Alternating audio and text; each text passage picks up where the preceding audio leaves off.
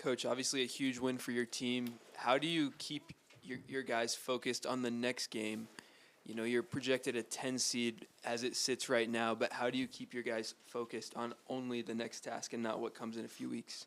Yeah, honestly, I think that'll be pretty easy for us. You know, it's senior night. We got a lot of seniors. It's their last home game.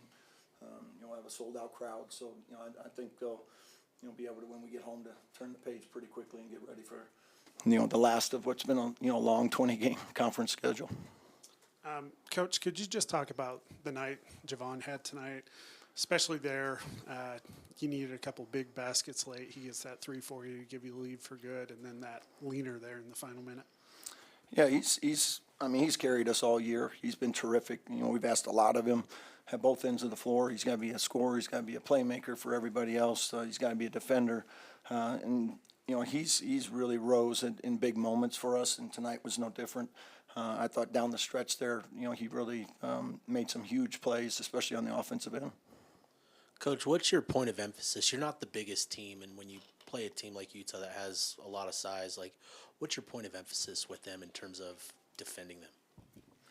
Yeah, it's hard because we're not very big. I mean, and you know, Utah is extremely big, so you know the rebounding piece is always going to be a little bit of a challenge for us. You know, we gave up 14 offensive rebounds tonight, which honestly is probably a few too many there.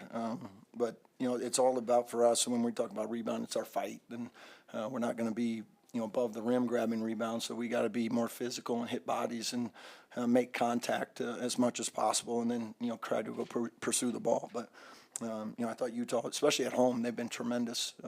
Rebounding the ball, and they were again tonight. Coach, with a team constructed like you have, what's your philosophy on tempo, specifically when you play a team like this versus BYU, who might be a little more up and down? How do you make sure that the other team plays at the pace you want to dictate?